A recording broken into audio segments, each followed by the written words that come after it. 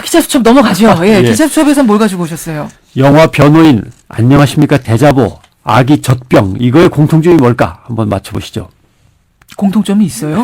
세 개? 일간 베스트 저장소 1배가 여기 공통점입니다. 어허. 영화 변호인은 영화가 괜찮다고 하는데 점수가 무지하게 나빴습니다. 왜냐하면 1배 회원들이 몰려가서 평점을 계속 깎으면서 글을 올렸기 때문에 이른바 별점 테러라고 하죠. 예.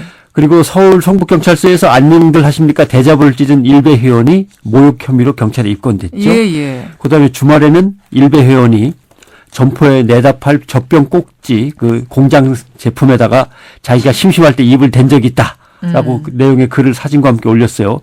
아기가 이 입을 댈 깨끗한 젖병 꼭지 신제품에 예. 자기가 심심해서 그냥 입을 갖다가 지금 댄 표현을 다음에 굉장히 점잖게 하시는데 사실은 표현이 아주 적나라하고 선정적으로. 예, 하셨었죠. 그렇습니다. 알고 보니까 생산업체 협력사 직원 1배 회원이었다는 거죠. 예. 그래요. 최근에 방송사들도 일베에 자주 등장하던. 그렇습니다. 뭐 일베 회원 중에 한 사람은 방송사 작가를 사칭해서 일베한테 피해 입은 사람은 글을 올려주세요라고 한 다음에 사람들이 올리니까 그걸 갖다가 낄낄낄 속았지 하면서 이제 사진을 찍어서 또 자랑을 하면서 올리는 그런 경우도 있었고 뭐 MBC에서도 악성 림프종으로 사망한 외국 화가 사진을 올리면서 노무현 대통령 얼굴 거기다 합성을 했었고. 그러게요. 예, SBS도 8시 뉴스에서 코알라의 노무현 대통령 얼굴이 합성된 일베가 썼던 사진을 올리면서 예. 나중에 사과문을 보내기도 했고.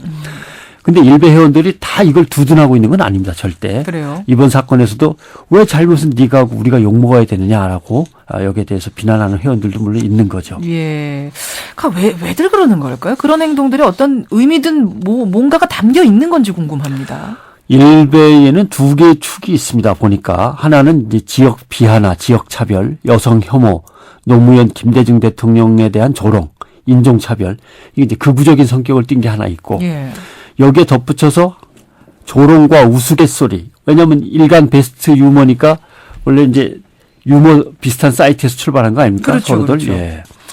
그래서 자기 비하를 토대로 한 타인의 폄훼와 조롱을 즐기는 분위기가 이제 전반적인 이제 기조죠. 그렇게 두 가지. 나도 못났지만 너도 별 수 없어. 이제 이런 데 투로 계속 예. 활동을 하고 있는 것이고, 사실 그런데 일부에서는 분석도 이렇게 합니다. 어떻게 보면 극우 보수라고 사람들은 분류를 하고 진보 좌파를 욕하면서 활동을 하지만 사실은 촛불이라고 하는 같은 뿌리에서 나왔다.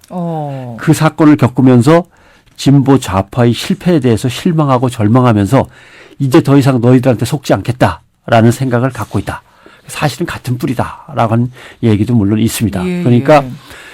젊은이들이 현실 속에서 겪는 좌절과 굴절이 남을 혐오하고 비하하며 통쾌해하는 행동으로 나타나기도 하면서 또 우리가 이렇게라도 하고 있다는 걸 남들한테 인정받고 싶은 그런 욕구도 함께 작용을 하는 거죠. 네. 근데 이제 하나의 요즘 특징은 일베하면은 남을 불쾌하게 만들긴 하지만 인터넷 사이트 안에서만 했지 인터넷 사이트 밖으로는 나오지 않았었거든요. 그렇죠. 예. 그렇죠. 근데 이제 요새 밖으로 나오고 있는 거죠. 네이버나 다음에 가서 영화 변호인의 평점을 깎아버리고 예, 온다든가 예. 대자보를 찢고 사진을 올린다든가 예. 시중에 팔아야 할 제품에 대해서 혐오스러운 사진과 글을 올린다든가 뭔가 돌발적인 행동이 워낙 많은 곳이지만 이제는 밖으로 자꾸 나오려고 한다라고 하는 데 대해서 뭔가 일베가 뭐 변곡점에 서 있다 이렇게 볼 수도 있겠습니다. 온라인 커뮤니티 안에 갇혀 있기에는 답답함을 느낀 걸까요? 일베 회원들이? 나름 원칙처럼 지켜오던 온라인 안에서만 우리는 존재한다라고 하는 것이 깨어지고 있다는 건 분명한 것 같고요. 예. 결국 이것은 일베의 토대가 점점 약해지고 있다. 왜냐하면 뭔가 있어 보이는 신비주의도 이젠 사라졌고 근데 결정적인 건 국정원을 두둔했는데 국정원에서 엄청난 것들이 이제 쏟아져 나왔고 하니까 사람들로부터의 신뢰가 이제 허물어지는 것 때문에 뭔가 좀 초조해진 것도 있는 것 같고요.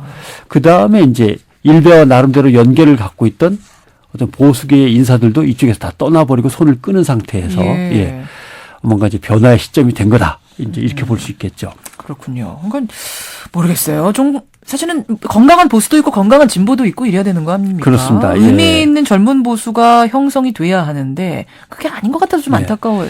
그러니까 일베도 사실 사회에 대해서 역사에 대해서 뭔가 하고 싶은 얘기가 있고 사상이 있는 거예요. 예, 예. 근데 그걸 정리해서 사람들한테 정리해서 밝히려면 어떤 기존의 사상이나 이념의 토대를 두어야 되는데 그 작업은 너무 벅차고 또 싫기도 하고 능력이 다 달리는 거죠. 예. 또 정치적 주체가 되어서 뭔가 해보고 싶지만 그건 또 되기가 어려운 집단이고 성격상.